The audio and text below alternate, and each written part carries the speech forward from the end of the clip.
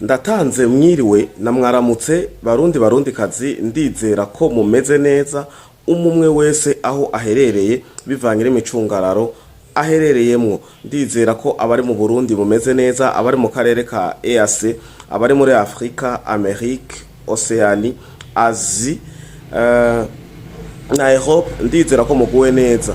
Imbere yanyu nkuko bisanzwe ni Fleury Patriote wa musesanguzi wanyu wa misi yose. Ndabakengurukiye cyane kandi ko twongeye guhura kuri no munsi wa gatatu, umunsi udasanzwe cyane aho narimaze umunsi wose ntamerewe neza, nari nagendewe n'akagwara gato y'iterabwoba ka grippe, ariko ndizera ko amajwi muri ko murayumva neza, abatayumva neza naho abumva ko ijwi ryanje ritameze neza muranyihanganira. Na jewe si jewe gusa iyo maze umunsi wose tutavuganye, tudakoze ikiganiro canke tutarabiye hamwe amakuru yo mu gihugu cacu hirya no hino mw'isi, mba numva nko kumengo ndabakumbuye cyane.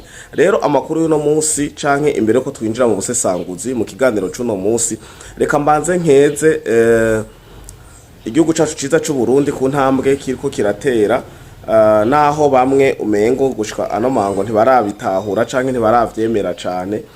Ndavuga mu gisata ca aviation c'uruja n'uruza rw'indege, aho Burundi Airlines hirya no hino twuma tubona amatangazo atandukanye, yabayo ayagaragaza ko hari ibikorwa bigiye gusubira gutangura, yabagaragaza ko akeneye bariko barangaje abakozi mu bisata bitandukanye.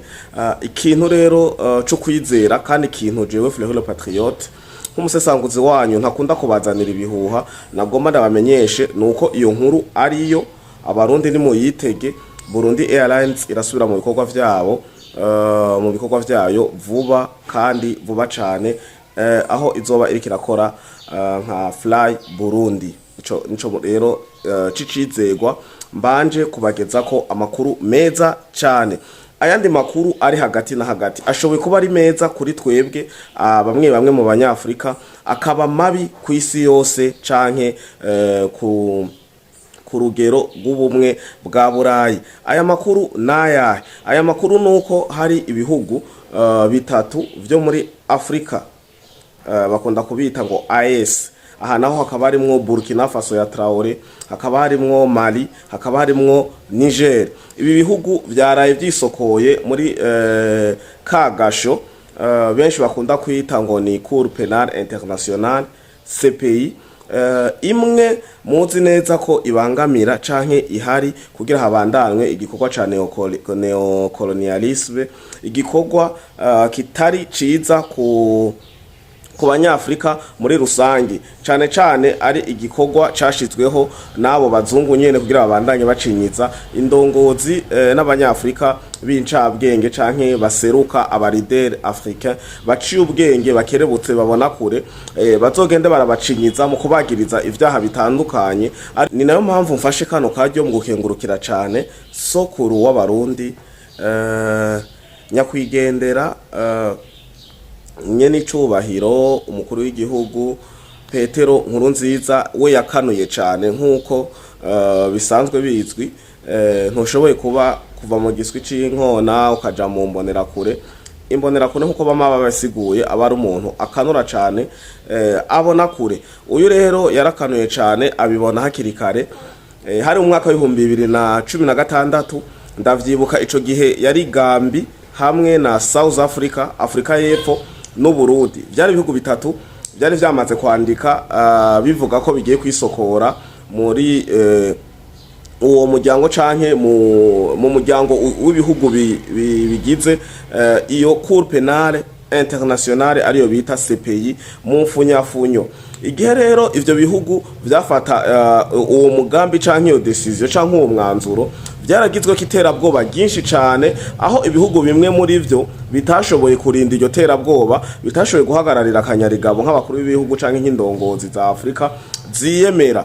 Umukuru w'igihugu cacu w'ico gihe yari umuhisi Petero Nkurunziza, aravuga ati jewe meze nk'ifi ngiye imbere sinsubira inyuma, kandi jewe ndi umugabo w'ijambo w'ijunja n'ijambo jewe sinivuguruza navuze ko Burundi bugiye gusokoka muri CPI nuko kandi tubikenguruke cyane niko vyagenze muribuka ko vyazanye polemique Burundi bwaravuzwe cyane muri ico gihe ibihugu vya Burayi n'ibindi bihugu bitandukanye biradushavurira ibindi birafata ingingo zo gufatira ibihano igihugu cyacu ciza cy'u Burundi ariko murabona ko inyungu yabaye positive nta buhombe twigeze tubigiramwo aho vyagiye biragaragara ko n'ibindi bihugu bimwe bimwe vyagiye birafata inimero ikurikira mu kwisokora ndashobora gutanga karorero nka Hongrie nayo nyene yavuyemwo muri uno mwaka urangiye ubu rero tuvugana Traore nkuko musanzwe mu muzi Traore ko musanzwe mukurikirana Ibrahim Traore wa musore w'umusonga ubu ari we yafashe mu minwe ivya Burkina Faso Assimi Goita nawe nyene muramuzi muri Mali na mugenzi wabo muri Niger baraye bavuze ati turafashe intambwe turakurikije intambuko ya sokuru w'u Burundi nyene icubahiro umuhisi Petero Nkurunziza eka turakurikiye intambuko y'igihugu cy'u Burundi ahubwo twebwe turakengurukira cyane igihugu cy'u Burundi cadukanguye kandi ubwa mbere kikibikora ntitwari bwatahure canke twari bwamenye ivyari byo ubu rero twarakanuye ubu twaratahuye n'umukino nyabaki w'abazungu mbe n'inyungu nyabaki tubikuramwo n'ubuhombe nyabaki tubikuramwo twicaye tuca dusanga nta kamaro ni ibintu byo kwigwa biradutesha umwanya binadususuguza aho bashize imbere bakavuga ati iyo Cour pénale internationale iyo CPI kiragiye muri 2016 twavuga kenshi kari CPA Cour pénale d'Afrique kuko nkuko na Ibrahim Traore aba baheruka kuvamwo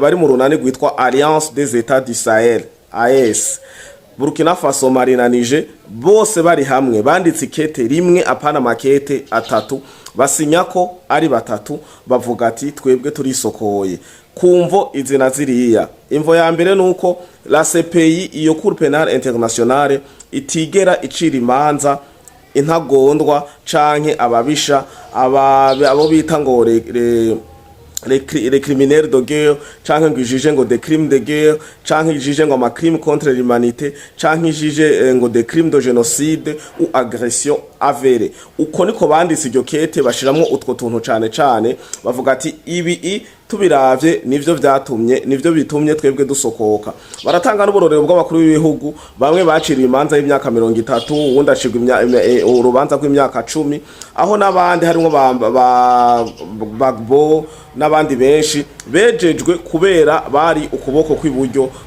kwa Union Européenne canke ivyo bihugu vy'iburaya bacavuga ati ko bimeze uko rero twaricaye turavyiga tuvuga nta nyungu irimwo turisokoye ikindi kirero ngo bahuriye ko ibihugu byose bimaze kwisokora ikintu u Burundi Burkina Faso Mali na Niger bahuriye ko niki icambere nuko ivyo bihugu byose bishira imbere patriotisme ibi gashira imbere souveraineté ukwishira no kwizana kwa bene gihugu b'ivyo bihugu n'ubwigenge bw'ico gihugu kiba kivuza ati genda sokoye bagashira imbere bijya twita pouvoir du peuple par le peuple et pour le peuple apana kuguma babwirwa gukora haba dicte y'umuzungu canke y'ukundi kuboko kuri nyuma mu bikorwa by'iterambere ry'igihugu hanyuma ivyo bihugu byose byaragiye kwiyunga n'Uburusiya akarera aka ibi bihugu byose bifise imigenderanire myiza n'Uburusiya kuva vyisokora hiyo ibihugu vya Burayi bikabatera umugere bikabugarira bikabaharira ivomo bikabafatira ibihano bace bafata umuhora kuja kwiyunga na Putin mu Burusiya ibihugu rero biravugwa no Burundi Burkina Faso Mali Niger n'ibindi byinshi biri nyuma vyagirizwa canke birahogwa n'ico kindi cyo kuba ngo vyace bigenda kwiyunga n'Uburusiya ibi navyo bikaba vyongera bikagira uburemere budasanzwe kubera iki mwibukiyo la CPI nyene nta muntu wo muri Union Européenne canke muri ivyo bihugu vya Burayi iracira urubanza uratse ko hariho imanza Nicolas Sarkozy n'abandi ba François Hollande n'abandi benshi bagiye baratwara ibihugu vya Burayi batandukanye. Aha niko mvuze Ubufaransa gusa, hariho abakuru b'ibihugu b'intagondwa bagirizwe ubwicanyi budasanzwe muri ivyo bihugu vya Burayi, atarubanza namwe bigeze bacigwa, CPI itigeze bandikira, itayigeze bahana convocation n'umunsi n'umwe.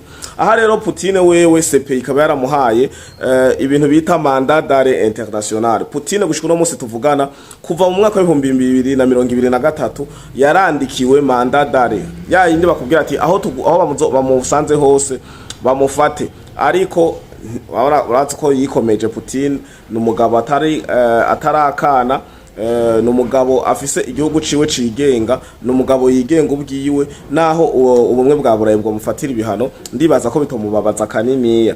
Putin rero iyo CPI yaramufatiye ivyo bihano kuva mu mwaka wa 2023, ariko vyarangiye ataco bivuyemo. Nico gituma rero ibihugu vya Burayi cane arivyo bibabajwe no kubona ko igihugu c'u Burundi, igihugu ca Burkina Faso, ca Mali na Niger arivyo rero biriko biragira uruhara runiniya mu kwisokora muri uwo mugabane w'ivyo bihugu bihurikiye muri Cour Penale Internationale ariyo CPI. Rero nagomba ndabwira ndababwira akandi kantu, mbe murazi muri CPI ko hari ibihugu bitigeze bijamwe muri iyo Cour Penale Internationale. Murazi ko hari ibihugu bitigeze bija muri uwo muryango washizeho ivyo bita Cour Penale Internationale. Ibihugu navyo ni ibihe? Igihugu ca mbere nuko leta zunze ubumwe za Amerika ariyo USA canke Etats-Unis ntiyigeze bijamwo ivyo bintu. Ikindi gihugu gikurikira nuko ico gihugu gikurikira ari Ubushinwa. Ubushinwa ntibigeze buja mu bigira uruhara mu bintu vya Cour Penale Internationale.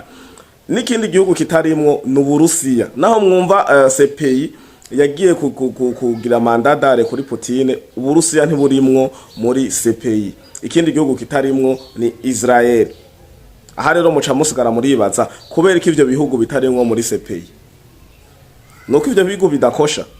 Kandi ugiye kuraba hariho ubwicanyi ndenga kamere, ubwicanyi budasiguritse, ama crime international, hakabaho ama genocide, hakabaho n'ubundi bwicanyi bwinshi budasobanutse. Ivyo bihugu canke bamwe mu ndongozi z'ivyo bihugu bakoze ariko batigeze babazwa, batigeze bakurikiranwa naho n'umunsi n'umwe. Iki rero kikaba ari kimwe kiriko kiraha inguvu ibihugu vya Afrika, ibihugu biko biraja mu ikanguro ridasanzwe, ibihugu biko biracuranuka bikavuga ati ubu uyu aho turiko turaja no kwitandukanya n'umukoroni, no kwitandukanya n'umuzungu aho baduhendeye hari kera. Rero jewe kandi abandanya nkengurukira umuhisi Petero Nkurunziza ku ntambwe yateye kwikanguro rya Afrika, kuko ndibuka neza ko havuzwa amajambo menshi no muri ivyo bihugu nyene vya Sahel, ivyo biri muri Alliance des États du Sahel, n'ibindi bihugu vyo l'Afrique centrale, l'Afrique de l'Ouest. Haravuzwa amajambo menshi aho bavuga ati Uburundi burarinda, mbere bari biteze ko Uburundi tutazoresista ku bihano canke ibindi bintu vy'ibihuhusi bizaba bivuye mu bumwe bwa Burayi. Ariko gushika n'uno munsi turacahema, gushika n'uno munsi turi babandi nyene, kandi Burundi buguma butera imbere mu ntambwe mu vya politike, mu vy'ubucamanza, eka n'iterambere rusangi ry'umunyagihugu uko bukeye uko bwije, tutisunze ngo umuzungu yarakuyemwe amaboko, umuzungu yarakuyemwe akarenge. Aha naho sininda kubibibutsa kuva mu ntango z'umwaka wa 2015 muri 2015 igihe habayeho imigumuko, uratswe ibihugu vyinshi vyaje bifatira igihugu c'u Burundi ibihano, harimwo na bimwe turiko turabona ingaruka zavyo. Ariko ndizera hamwe n'Imana kandi hamwe n'ibikorwa by'abarundi nitwahaguruka tugakora, ndizera ko bino ataco bizotubwira tuzobirengera, tutazoba nka wawo ndavuga ati je umuzungu ndamwikuyeko bwaca ejo akaja kumufukamira. Rero turakengurutse cyane abakurikirana Flow Podcast TV nkuko bisanzwe. Amakuru y'uno munsi canke ubusesanguzi canke ikiganiro c'uno mwanya yaraye amakuru ndabazaniye yuko hari ibihugu vyagiye kwifatanya n'igihugu c'u Burundi, haro n'ibindi bihugu bikomeza gufata iyo nzira. Turacavyiteze gushika naho Afrika yose izikangura ikagira ubumwe bwa Afrika. Mbere ngende nongeye koko ibihugu bitatu, Burkina Faso, Mali na Niger, vyo vyagiye bivuze ko bigiye kwishiraho sentare yavyo ya Alliance des États du Sahel. Rero ndabakengurukiye cyane abamaze kugira sabone canke subscribe kuri Fleury Podcast TV n'abandi bafatira ikiganiro hagati canke n'uwabaye yagihawe na link.